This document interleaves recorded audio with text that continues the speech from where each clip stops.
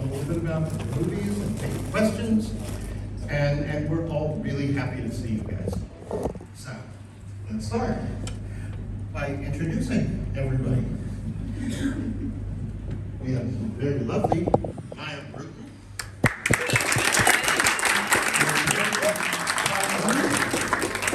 And one of the Baines children. She was Lorraine's sister. And she's doing her lines from the movie right I still have them memorized, if you can believe it. That's right. And now, how much royalties did you just make? That's a lot. And the very, very lovely Claudia Wells.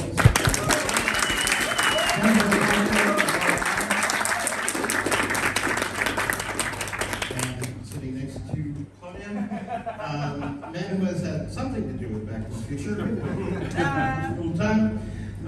Co-creator, writer, producer. He's cured disease. I mean, he does everything. And he is Mr. Bob Gale.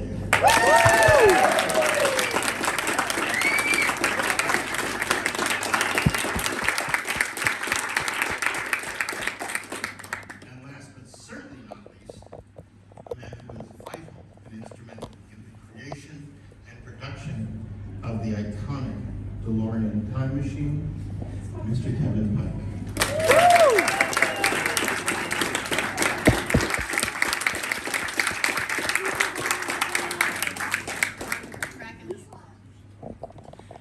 So let's just talk a little bit about Back to the Future and how people got involved and where it went from there.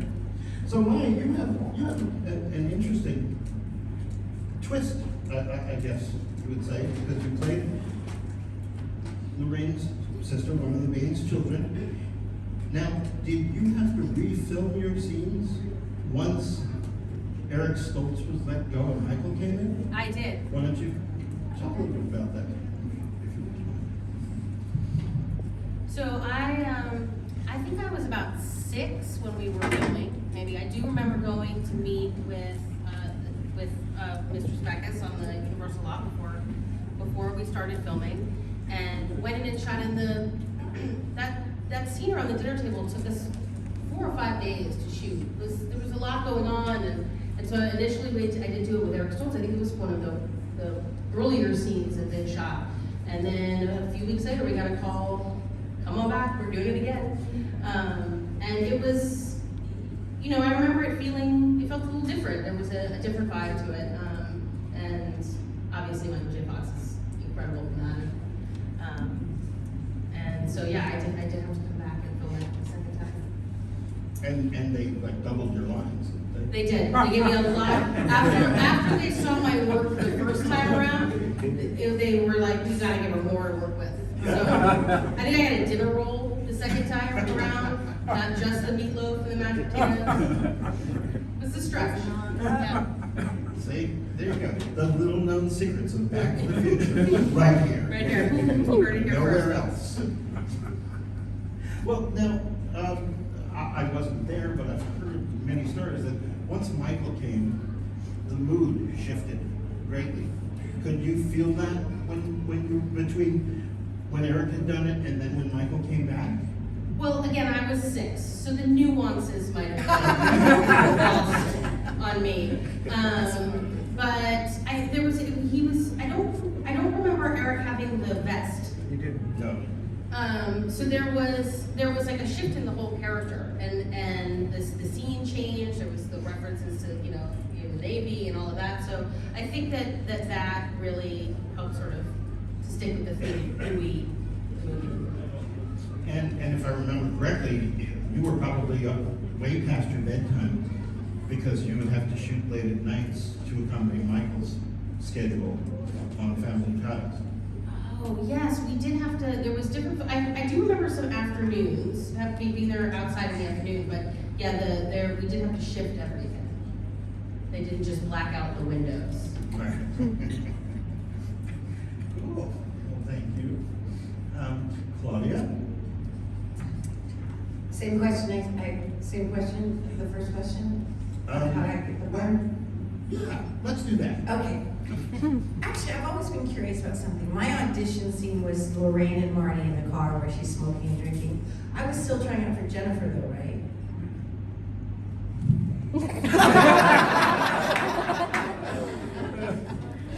I always wondered about that.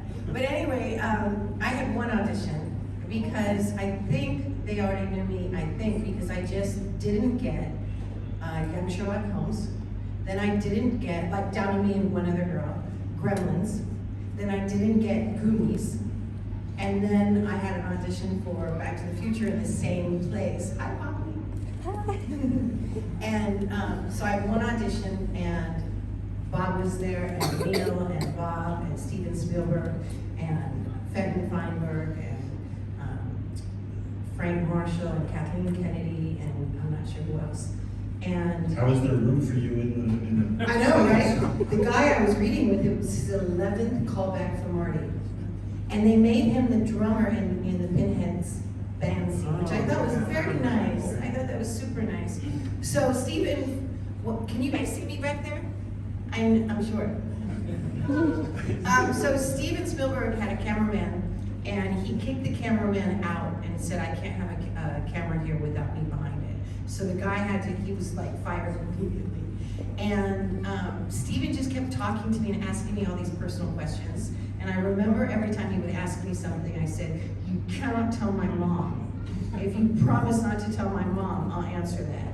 And he promised, and then we were in there like an hour and a half, 2 hours at least.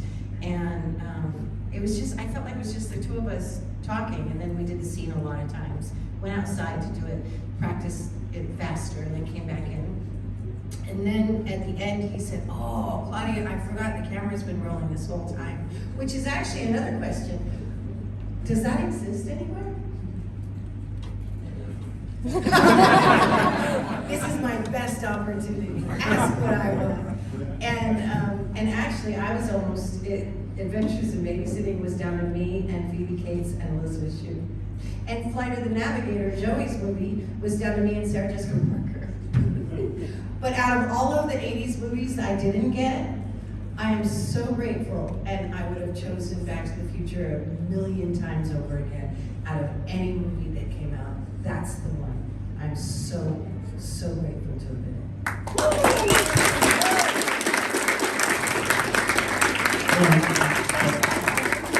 Before we move on, you got it, but then you lost it, and then had to get it again. Correct. Or you could say I got it and then had to turn it down because my pilot off. It's all nuances. Tell them. I'd done a pilot called Off the Rack with Ed Asner and Eileen Brennan, and actually Dennis Haysbert, it was one of his first jobs. And it was for ABC, and then I got Back to the Future. And I remember them talking to ABC somehow, and ABC said, no, don't worry about it, we're not picking up the show. And they ended up picking up the series. And Ed Asner was like, let the kid do a Spielberg movie, but for some reason they wouldn't. But my first contractual obligation was to Off the Rack, so I had to be asked to be released from Back to the Future. And I never had a bad feeling about it. I was always like comfortable with that. I don't know why. I was very peaceful about it. And then we did our 6 or 7 episodes of Off the Rack, and then and I had already done the pictures at the back lot of Universal with Eric Stoltz, the boyfriend-girlfriend pictures and the school pictures, and which I still have. I think you sent them to me. I probably did. Yeah. And then the whole thing with Eric and Michael happened, and the girl they had cast in my part is 5'7", and also, funny enough, one of my stiffest competitors. So many parts would get down to just the two of us that I knew I'd get one, she'd get the next one, I'd get the next one. It was literally like that. And I think you asked people on set, how do you feel about having a taller Jennifer? And thank you God, all that money I paid the women on set. So I got my part back because I'm short. So yeah. Well, let's move over to Kevin first. And Kevin, you have actually started partially in the business working with Mr. Spielberg on Jaws, is that right? That's correct. Okay, so how did you move then further into Back to the Future, or were you part of Close Encounters as well? Yes. Okay, I did several shows, half a dozen before Back to the Future came on. I was working at a restaurant in Martha's Vineyard, Massachusetts, and it was in April of 1974, and a party came in, and it was the day between Easter and Good Friday, and it was very quiet in there, but these fellas came in like they owned the place. It was like the casino table over in Vegas, where it was just playing slots and white and blackjack hands. This place was on fire here, so I kept them alive and oil. It ended up that they were making a movie, and one gentleman, after the production designer, left his release under the table. And when I got up to leave, I ran it out to the parking lot, and I said, wait, can somebody leave this? And he says, oh my God, son, you know what's in there? And I said, no, I didn't look in the bag. He said, this is everything that we need. This is like a cartoon strip that we make when we make movies, and everybody knows what to do. And I said, are you gonna make a movie? And he said, you sure are. And I said, what's it about? He goes, it's about a shark that's gonna eat your whole island. And then 3 days later, I got hired on Sharks, and first group with everybody at the boathouse, building the boat and getting everything ready. I ended up working on Jaws for 6 months. The sharks came, the sharks went. I was pretty lonely, and I went out to Hollywood and I got involved. And the first job I got in Hollywood was I was printing Jaws t-shirts for Stephen. Taking his fans, and we made a living and paid my rent until we got my feet in the air. And he would go to Israel, places with friends and family, and I'd go and pick up 2 blank suitcases full of beefy teas and didn't do them on my course, and then run back, and everybody was happy.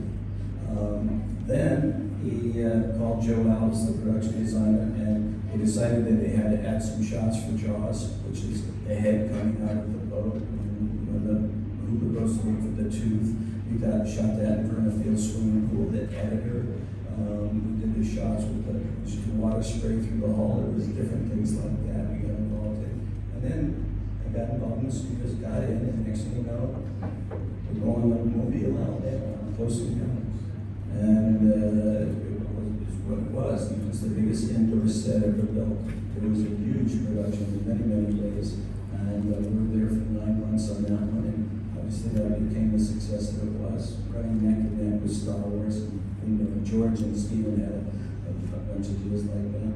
Jaws 2 came out. Stephen wasn't on it, but because of my familiarity with the work, they hired me to do that. And then it came out, and I worked on different shows with them. Indiana Jones and the Temple of Doom. I supervised Twilight episodes, and a wide variety of things. And then I was working on a show called, I worked a bit on 1941, but Thimbleful. But Hal Barwood was directing the movie, and Hal Barwood and Matthew Robbins were writers that helped Stephen with ideas, and he granted them some features, and I worked with Hal. And on that, the photographer's name was Dean Cundy, who also shot Back to the Future and Jurassic Park, and a great movie called Escape from New York, which I worked on with him. And so we had a history together, and we were doing a warning sign in Provo, Utah. And in those days, you could cuddle up to the director of photography at the end of the show and say, hey, what's the word? Because they had agents and they were getting calls to do things. And I ended up finding out that there was a show called Back to the Future. And some team called over, and I was really good about saying, hey, I need to come in for a production meeting. They'd like me to read the script before I get there so I can ask the right questions. And it was always the leg up on the next guy that might be coming in. But anyway, I went in, I met Bob, and I met Larry Paul, and Dean Cundy was there as my escort, and I know that Stephen was upstairs, and I worked with Frank and all the gang all the time, so it came time to do the show. When I read it, I realized that the car was the big deal. There was no doubt about it. It wasn't a refrigerator, it wasn't a wall plasma, it wasn't what it was before, but it was actually a car, yet to be determined. And I knew that the car was it had so much going on. You could feel the energy of what the car really was. And I latched right on to that. I had worked just before on a show called Last Starfighter, and the car was made by another gentleman outside, a reputable car custom builder named Gene Whitfield. But they only ordered it outside. They didn't really get an inside. And so every time the car was on set, they had to do something. I ended up babysitting. And that stuck in my craw. And I said, well, if I'm going to be involved in this car, such a big deal in this movie, I don't want to have to not be able to help when that has to happen because I don't know the integrity of the car. So I made a big move and said, I'd like to do the car. And so the flags went up and said, well, can you do this? What's about? And then Stephen came down with the idea that as long as nobody sees it. When Stephen was on Jaws, somebody took a picture of a shark and it went on Time magazine, and somebody went ballistic. He had the seamstress sew up these covers, and every night you had to cover them up so nobody could see them from the road or whatever. And then on E.T., there was some exposure to the E.T. character that got inadvertently overlooked, and it wasn't covered up when Stephen had to look at it. And so he made a change right away about that to protect his idea and don't spoil the magic. And he felt the same way about the car, so the mandate came down. You can build a car, but you can't do it on the studio. You have to go get your own shop. You have to put it all together. So we got a shop that was the closest industrial zone to the Universal Studios, and we started building. And shortly thereafter, we had these meetings. Well, we could make a Mercedes Gullwing, that kind of looks like a rocket ship. Well, how about DeLoreans? They're having a fire sale on those right now. And it was like a nanosecond, and the next thing you know, the Teamsters brought 3 DeLorean time machines right into the driveway of the shop. Boom, boom, boom, just like that. And we went to work on those cars. And we prepped probably for about 20 weeks with 20 guys. And we built 3 cars that were slightly different from one another. One was going to be the hero car, one was going to be the stunt car. It didn't need any lights inside. It's easy now, right? And the second thing, well, we're going to have to put an interior in the B car. Okay, well then send both cars back to the shop. We can do it side by side. Well, here's some Polaroids. Okay, we'll do it that way. And then we made a C car, which was obviously the process car that was chopped up to do the process. Stream rejection and all that kind of stuff.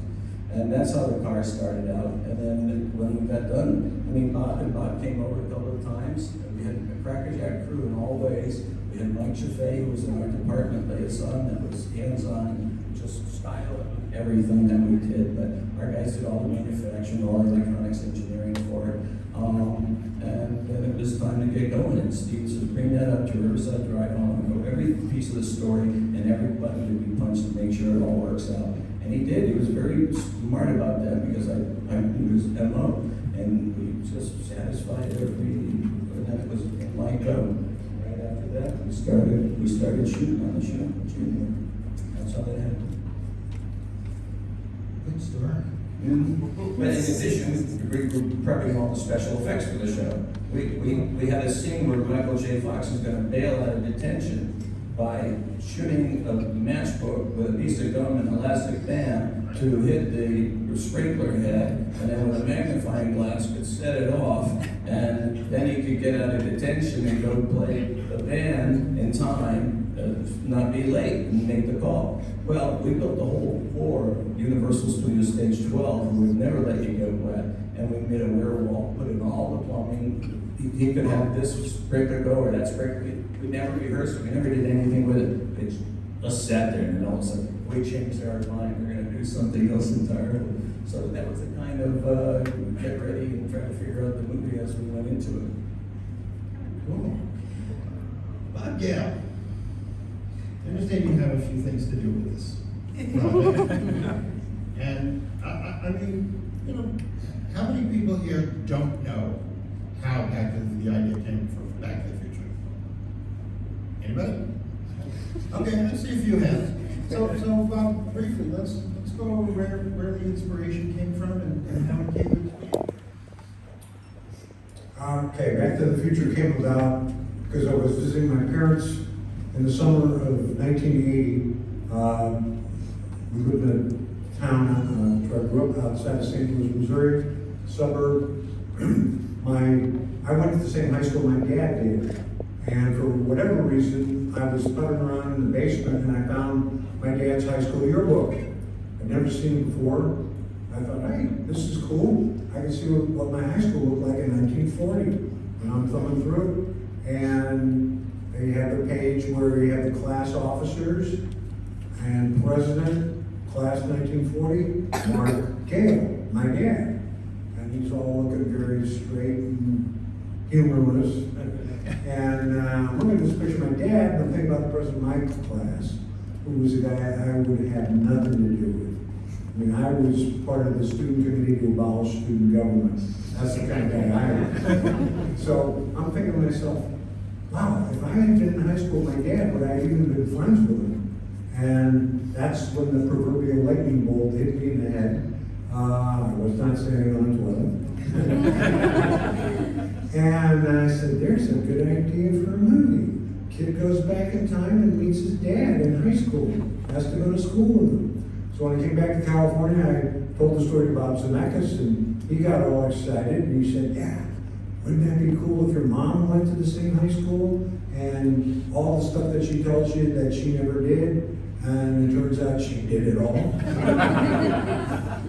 So we just started rocking and rolling on it, and we just finished a movie called Used Cars at Columbia Pictures, and we didn't do very well in the box office, but the president of Columbia Pictures, Frank Price, loved the movie, and he said to us, I really love your movie, I like you guys. Whenever you have your next idea, please bring it to me.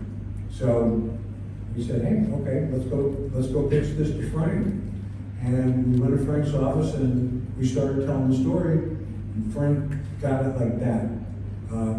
And Bob Zemeckis wanted to keep telling him more scenes and come up with it. And I kept doing, shut up, he gets it. He'll do it. So Bob shut up, and the next thing we knew, we had a deal to write Back to the Future for Columbia Pictures.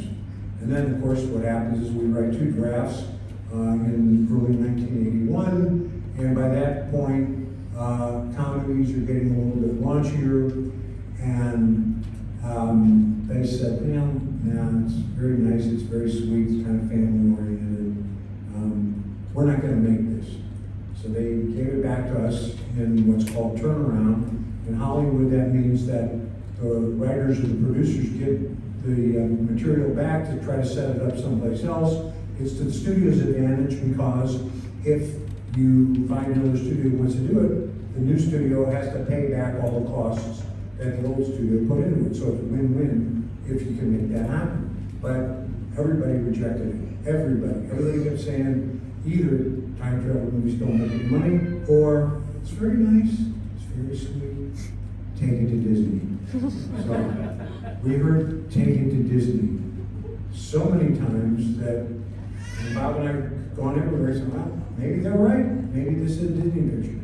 So we go over to Disney. This is before Michael Klastorin took over. This is the Walt Disney Company that gave us classics like The Black Hole. And we walk into this guy's office, never forget it, the executive's name, Tom Wilhite, and Wilhite looks at us and he says, are you guys out of your minds? We can't make a picture like this. You've got the kid and his mother in the car. This is a movie about incest. We are the Walt Disney Company. We don't do this. So we had to wait till Bob Zemeckis made a hit movie called Romancing the Stone, and everybody wanted to make it.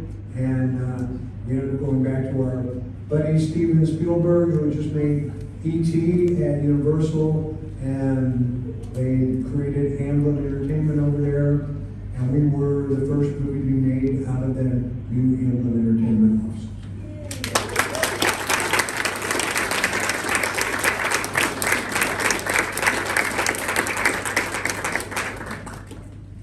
So when Back to the Future was finally approved, the green light from Universal, you still took quite a while to cast the movie, especially the part of Marty McFly. That is correct. We, Michael J. Fox was our very first choice to play Marty McFly, but he was working on a TV series called Family Ties. And at that time, his TV mother, played by Meredith Baxter Burney, was pregnant. So she was unable to, you'll excuse my saying it this way, carry the usual load that she would on the show. They were expanding Alex Keaton, Michael J. Fox's his character, his part. There was more shows that really were focused on him. So the producer of Family Ties, Gary David Goldberg, he read the script. He said, "This is a wonderful script, but I can't let Michael read it because he'll want to do it, and he will hate me when I tell him, no, you cannot do this, because I need him on my show." So we understood that. We did. Guy's a working actor. He's working because he's good. So we conducted this gigantic search to find the perfect Marty McFly, and we couldn't. We sent our casting people all over the United States, to Chicago, to New York, to Philadelphia. I know that on one of the Blu-ray editions, maybe all of them, you can see some quick casting bits with other casting tapes made by Johnny Depp, John Cryer, John Cusack auditioned, and C. Thomas Howell, and Sid Sheinberg, the CEO of Universal, was very bullish on an actor named Eric Stoltz, who just finished a movie at Universal called Mask. Very good picture. And Eric played this kid who had a birth defect, and his face was all distorted.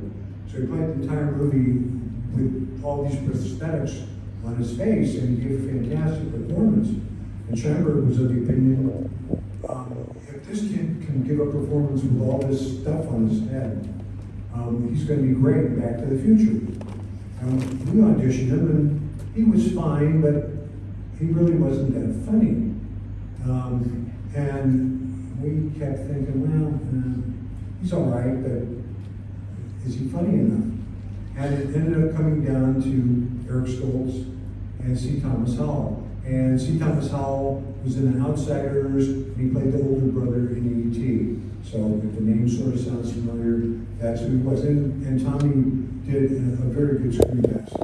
And everybody in the crew was certain that it was going to be Tommy. And then Sid saw the screen test, and his exact words were, "What we have here is the difference between chicken salad and chicken shit." Ouch, right? And he said, "You're putting Eric Stoltz in this movie, right?" And Bob Zemeckis said, "Well, I don't know, Sid. I think Tommy's going to do better. We don't think Eric's really got the humor." No. Sheinberg said, "You got to put Eric in the movie." Zemeckis kept hemming and hawing, and to convince him, finally, Sheinberg said, "Look, I'm so absolutely certain that Eric is going to be great, that if it doesn't work out, start the whole movie again with somebody else." Now, who knew, right? Who thought? He never thought that that could possibly happen, because it never happens. So we shot, after shooting 5 weeks with Eric, Bob was cutting the movie as we were shooting, and he did something he never did on any of our other movies that we worked on together, which was show me cut footage, because I always waited till he had the entire film put together so that I could, see the forest for the trees, if you will. And so he said, "I think we have a problem here, Bob." And he showed the footage to Neil Cannon, my co-producer, and me, and we said, "Yeah, we got a problem here." Because during the shooting, we were saying, "Well, he's good in this bit here, in this take, and we put it all together, it'll work." And it turned out that the sum of the parts was less than the parts instead of greater than the parts. So then the next day, we showed it was a weekend, we showed it to Stephen and Frank and Kathy, and they agreed. And we said, "Stephen, what are we going to do?" And Stephen gave us some very, very wise counsel. He said, "We cannot go to Sheinberg and say, we want to shut down the movie and find another Marty McFly.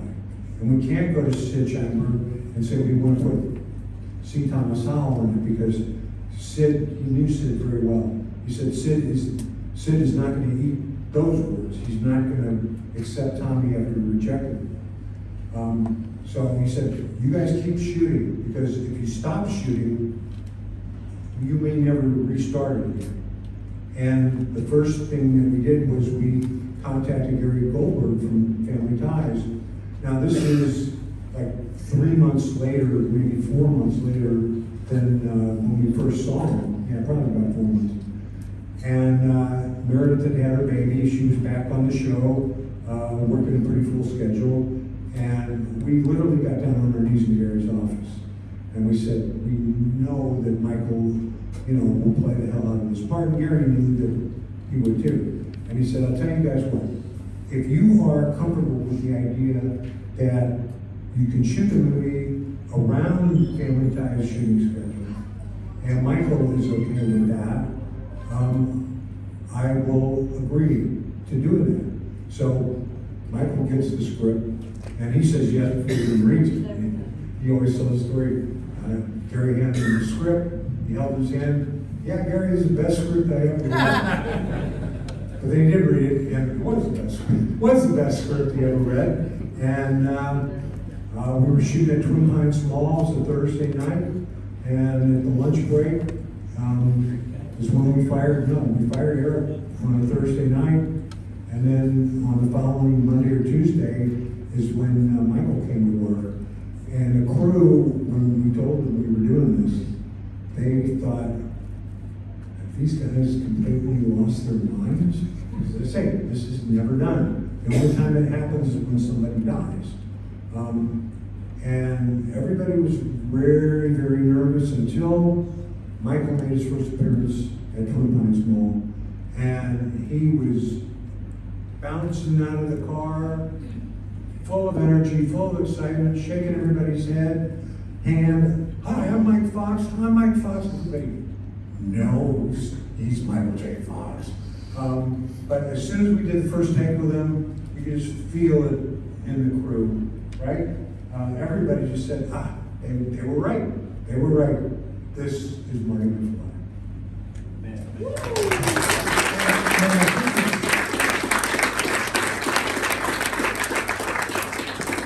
I think it's interesting to know that one of the stories that Michael had told me when I was interviewing him for the book was you guys started pre-production with Eric Stoltz, and you had location scouts going out all over the city, and a location scout went out to a neighborhood in Pasadena. Just so happened that Michael was on his break from Family Ties. Oh, Teen Wolf. No. Oh. He was on his break from Family Ties, Yeah. shooting Teen Wolf. And he said to me, I was sitting in my trailer, dressed as a werewolf, sweating my ass off, drinking Maltons as my lunch, and I saw that there were these people hanging around, looking around the neighborhood. And I asked what it was, and they said it was some Steven Spielberg movie called Back to the Future, and Crispin Glover was in it, and I was very jealous because I worked with Crispin Glover, and I said, boy, one day I want a kind of movie like that. I want to be in one of those movies. And then it was a couple of months later when the story that Bob just told occurred. So, there was a synchronicity in the universe that Michael J. Fox was always supposed to be Marty McFly. And of course, it's a really good lesson. It's a good life lesson, no matter what you're doing. That when things look like they're going south, sometimes you have to do it the wrong way to get it right. Sometimes you have to go out with the wrong person so that you recognize the right person when they come along. Sometimes you have to take the wrong job so that you realize, oh man, I can't be doing this. So it's always a good thing to keep in mind that we rarely get to experience the alternate timeline that we would have if we'd taken this path instead of that. And ironically, it's exactly what happened in Back to the Future. Bob Zemeckis and I and the people in the company got a taste of what Back to the Future would be with the long guy playing Marty McFly, and then somebody knocked on our head, and we went and were able to get the right guy. They said, hello, is anybody home?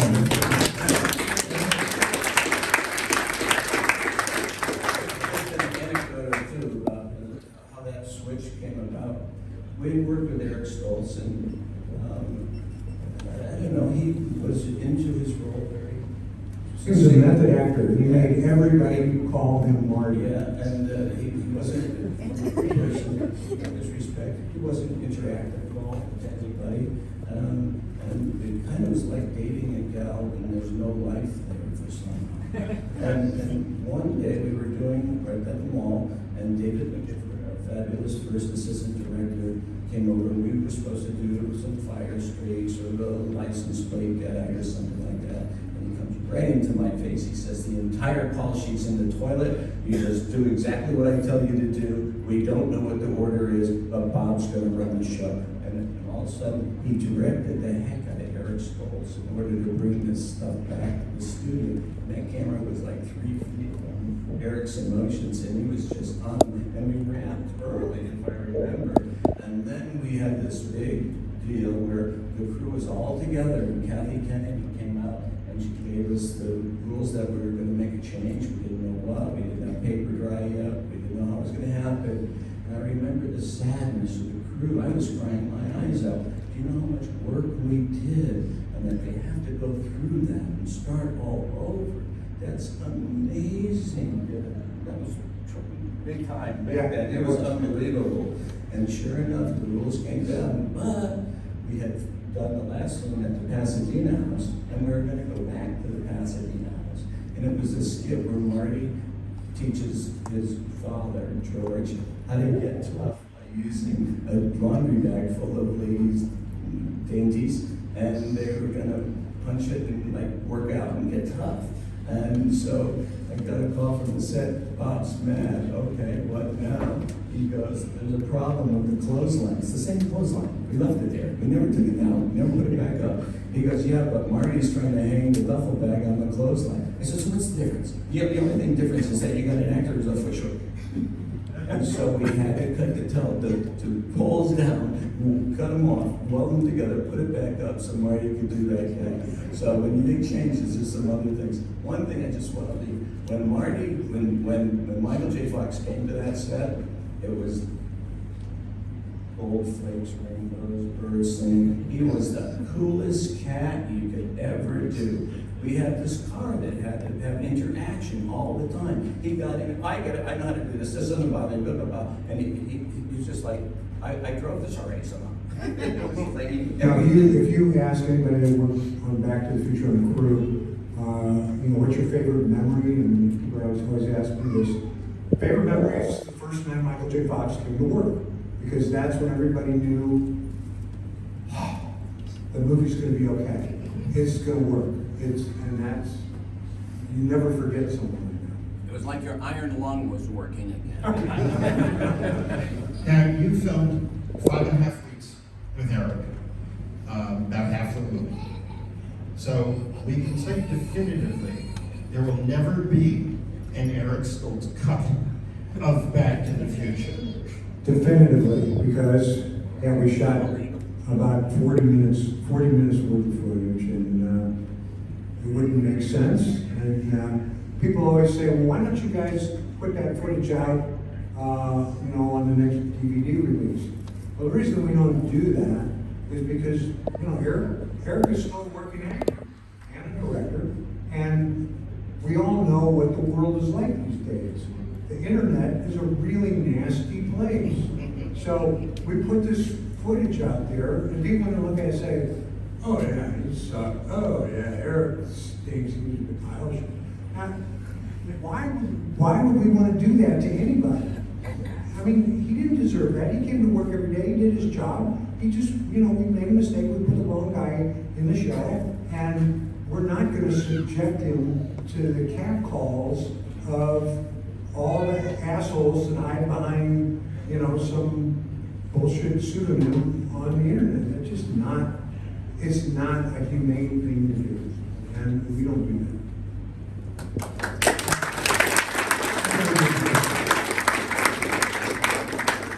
All right, so for those who were on part one, favorite moment? Kevin, do you have a favorite moment? Part On one, part one? Yeah. Back to the Future? Yeah. There isn't a part one, it's called Back to the Future.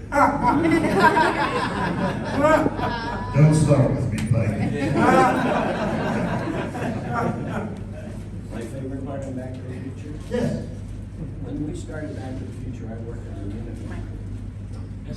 When we started on Back to the Future, we got to work with a wonderful unit manager by the name of Dennis Jones. I unfortunately had to work with him on Twilight Zone, and I had to work with him on Mrs. Soul, which is a Mel Gibson, Diane Keaton movie that was a lot of elemental effects. And he was just as hard and tight and as controlling as it could be. And he used me as a wedge every time there was something desired by Bob Zemeckis. And what we needed to do, we're gonna need 8,000 elephants. And no, you can only have a pony. And it was just a backbreaker. Later, he left the show in search of fame and fortune with Short Circuit. And we got a wonderful unit manager named Jack Grossberg, who was the most hands-off guy you could ever have.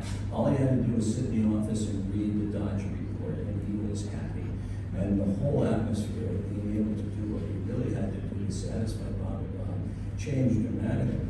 At that time, we were doing the Doc Brown Lab and the Sweet and all that we did well.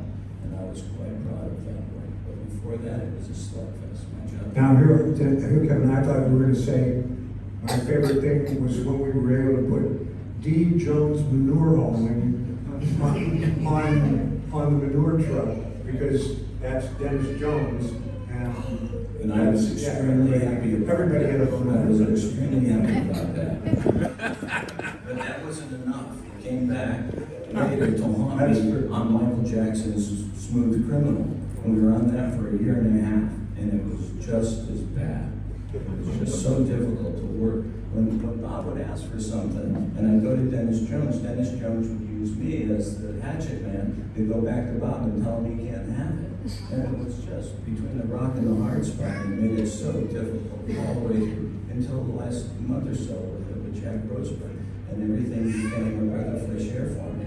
But I came to work with like contusions in my head because there's some restraint between the hard thing that we had to do to get it right with toothpicks. It was just tough as hell. Claudia? Okay, so I'm not sure if this is so politically correct, but my favorite part about Back to the Future is what it's brought to my life now. So my favorite part is you guys and the experiences I get with people, and all over the world I've got like people I feel are my friends. There's this camaraderie and Back to the Future family that no matter where in the world I am or where in the world you guys are, it's that same kind of bond, that same love, that same familiarity. And so as much as I adored the process of Back to the Future, nothing could compare to how it affects my life every single day for the last many, many years. So again, thank you.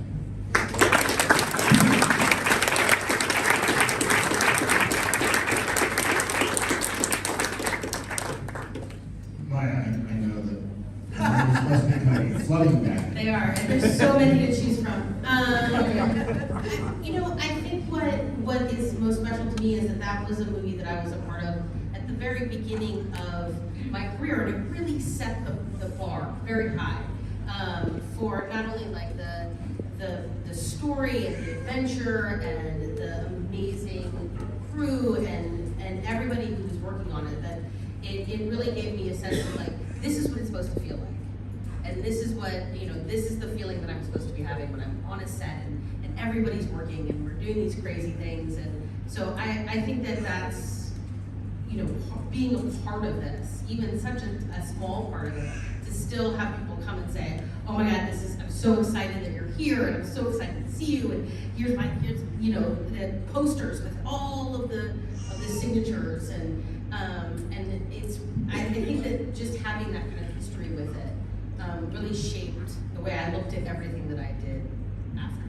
Right. Very nice.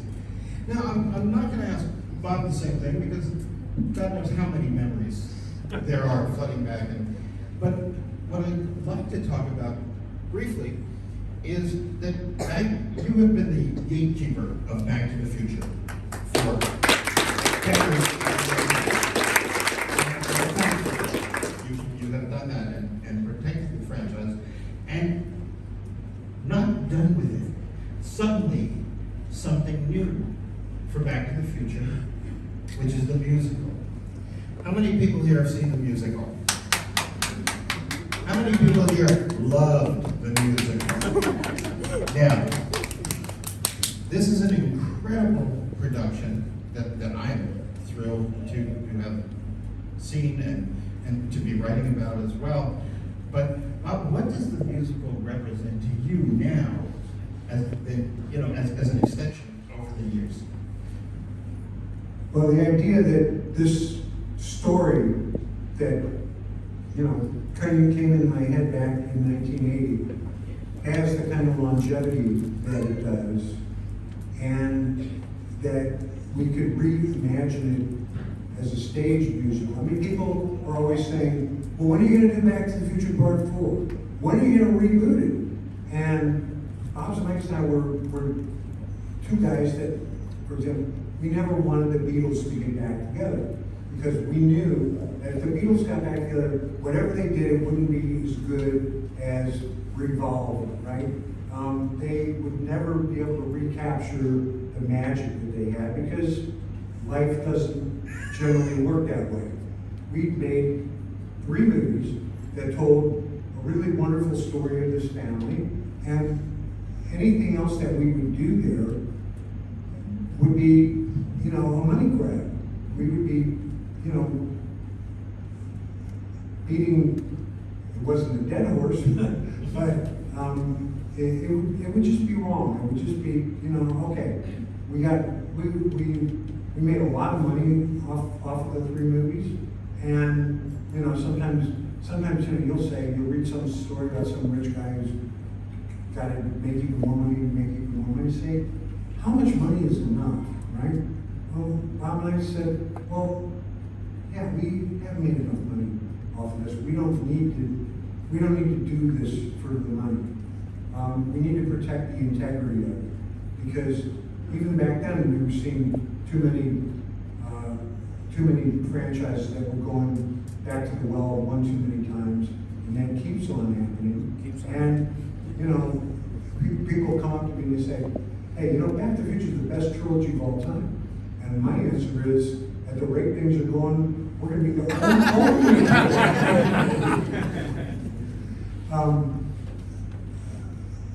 but I've said this also, that when people say we want Back to the Future 4, we want to reboot, what they're really saying is we want to have the same experience, the same emotional release that we had the first time we saw Back to the Future.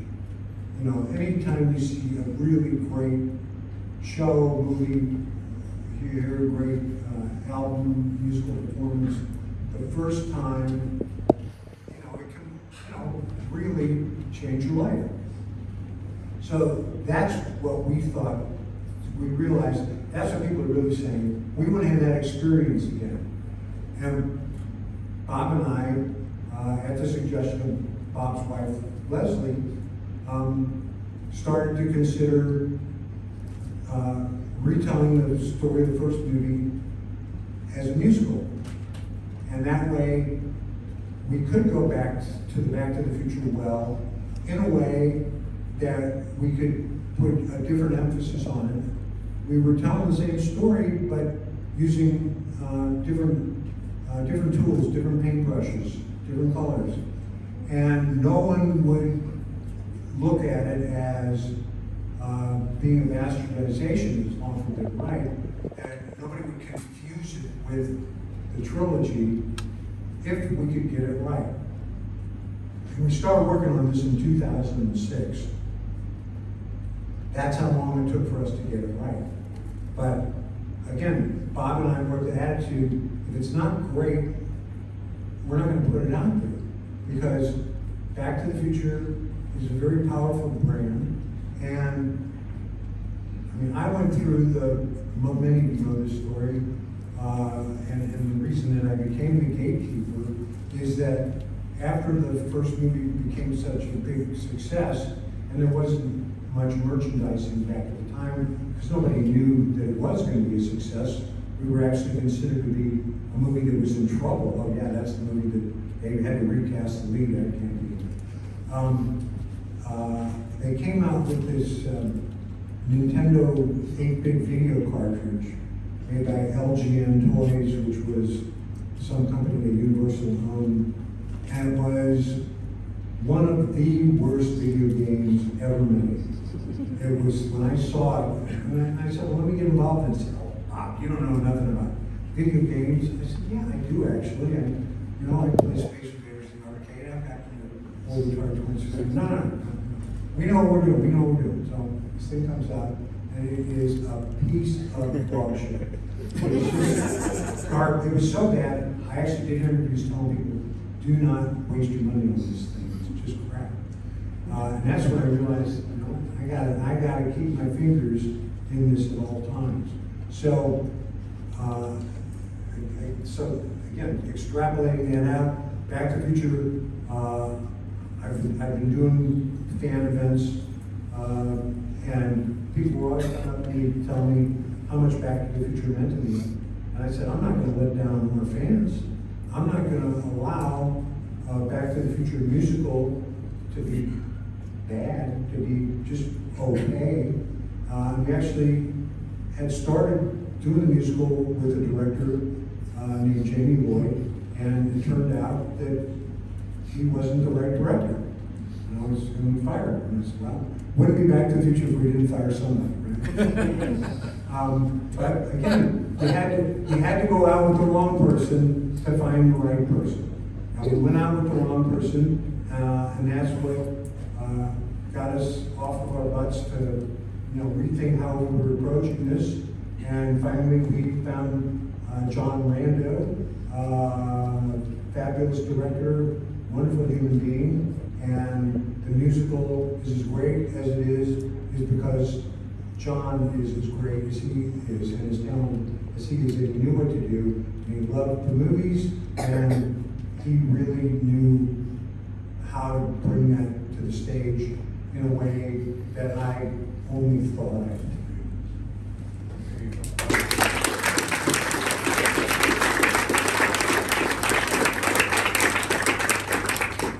Well, thank you, first of all, for staying alert on this and for everything that you do. I mean, the musical is a staggering triumph.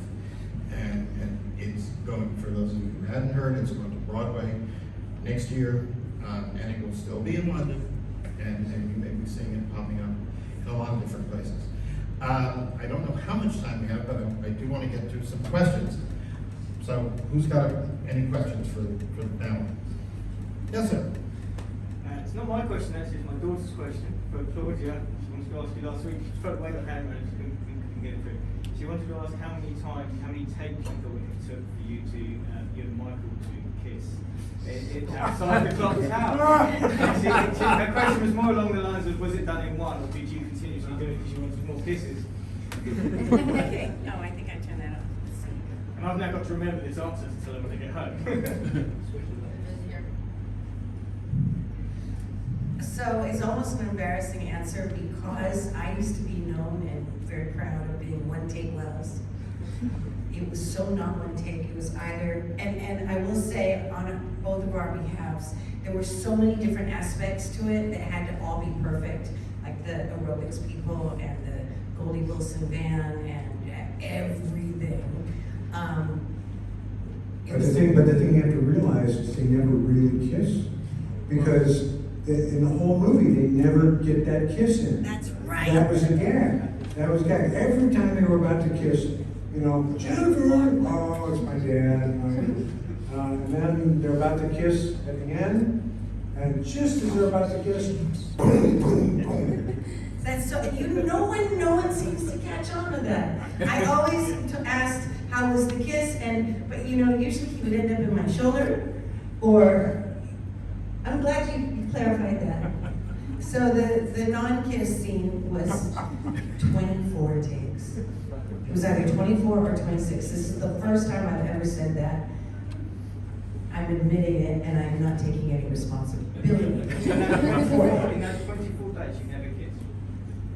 We sort of almost did each time. but they never kiss at all in the movie. No, that's what I'm saying, but you never actually came. That's why it was so hard. If they actually kissed, it would be easy. So they hold themselves back. They got it in none. Yes. No takes. No, but there is a picture of us. It looks like we're kissing, but I think it was just for a split second until he ended up like in my shoulder again. Like it's just one of those rubis. Okay. Well, yes, young lady. Hi, Claudia. Hello. Let's talk about that scene. You know when you wrote the phone number on the back of the flyer, was it anyone's number? Okay, so a couple of things about that, because I am so excited that I got to write it and they used my handwriting, because I get to spread love to everyone all over the world. Anything in television or film that's a phone number usually starts with 555, because for some reason that's just never a valid number. Even though I have met a couple of people who tried calling it to see if I would pick up. And then the other thing you didn't ask, but it's interesting, is I would write it, and Bob Z said to me, Claudia, just do a T, because you're taking way too long to write it. So I was in the scene, I'm just doing a T, and then I think it was the script supervisor or someone came up to me and who was it? Nancy Henson came up to me and said, write this down. And there was a little sticky note with the I love you and the phone number, and I just wrote it one time real fast. But so my favorite part of the whole movie was seeing my handwriting out too. I just gotta say.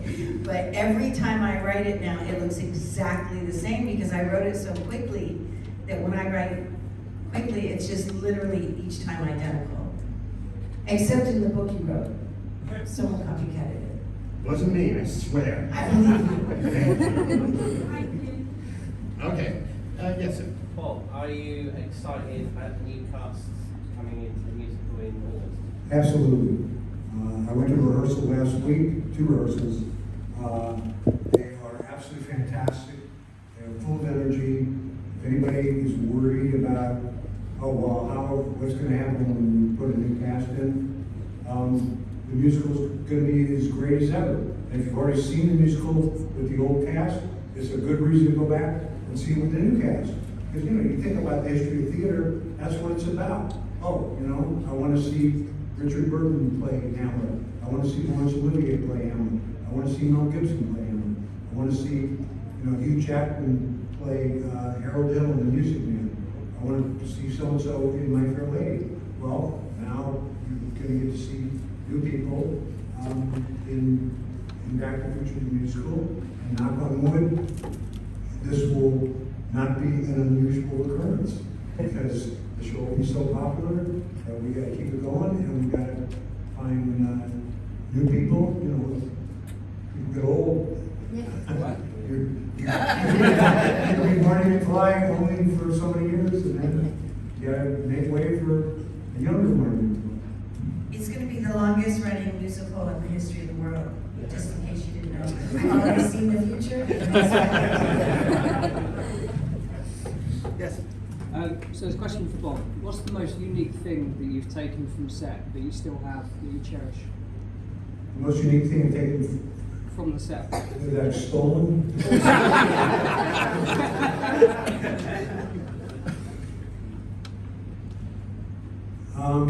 Well, when you say unique, that means that there's only one of them. Correct. I mean, I've got a couple of hoverboards, but there are several of those. My wife and I did take a table out of Doc Brown's house that's now piled with all kinds of crap in our garage. But I guess the best thing is and even though there were a couple of them, the Mr. Fusion, which after the sequels, our effects supervisor, Michael Klastorin, turned it into a desk lamp for me. So, that's pretty cool. Thank you. And that can be seen at the Hollywood Theatre. You know, the Hollywood Museum. Oh, yeah, we've got that, yeah, it's on, if you happen to get yourself to Los Angeles, before, November, when I think they can change the exhibit, they have a Back to the Future exhibit at the Hollywood Museum, and that Mr. Fusion lamp is in there for everyone. Then how do you see when you're in your desk? Typewriters in The there. sun, yeah, the sun does a pretty good job. Yes, and the typewriter, on which I What he wrote does. the first 2 drafts is in Yes. Outside the movies, Back to the Future's done a couple of crossovers, like in the comics, like Townsman, and Ghostbusters has also done a couple of crossovers with, like Team and Team. I've never seen Ghostbusters and Back to the Future crossover. So, do you think that could be a possibility in the future? You know, you never know what the future may bring, as the Barbed Wire salesman said in part 3. They come up, you know, we actually wanted to do a Doctor Who Back to the Future crossover, but the Doctor Who people didn't want that. You know, the Transformer comic thing, frankly, it's kind of stupid. When people ask me to sign stuff, so one thing that I don't sign are those comics, because I was just kind of embarrassed. They just kind of did a revamp of Back to the Future Part 2, you know, with Optimus Prime as Biff. But you know what? It keeps the franchise alive. It didn't, and all the stuff I have to prove, and you know that was one of them where I kind of proved it like that. But in terms of where we could do a crossover, the best Back to the Future crossover was in Lego Dimensions, the video game thing that came out, when was that, 2015 or so, where they had Lego versions of all the Back to the Future characters, and you know, Doc Brown meets Lego Batman, and Lego everybody ends up in Hill Valley in 1885. It was completely nuts, depending on which additional sets that you bought. So yeah, there's room for crossovers if they're done right. People enjoy it. All right, let's go one more question, and then we're gonna have to move on. You. Hi. Bob, just going on from what you were saying then about the Lego Dimensions, is there any chance of maybe there being a Lego trilogy game maybe at some point at Back to the Future, do you think? Lego is very, they're kind of a weird company. No, really, because you know the new Lego DeLorean, it sells out in 48 hours or less. And they've had, the second edition sold out just as quickly as the first one did. And I have been on Universal's licensing people to say, we need a Lego Hill Valley. We need and they would go to Toy Fair in New York, and they would approach the Lego people, and Lego would always turn it down. And then finally Playmobil said, well, we'll do it. We'll do it. And now Lego's excuse is, well, Playmobil did it, we can't do it. Playmobil did it. Now, I hope that there'll be somebody who, you know, falls off their toilet and has a revelation and realizes there's room in the marketplace for a Playmobil Hill Valley and the Lego Hill Valley. But, I mean, we keep trying, but, you know, you can lead the horse to water, but you can't make it drink. Well, I think we have to go back to downstairs to the table, so please come around and say hi. If you have more questions, come on down and ask us. And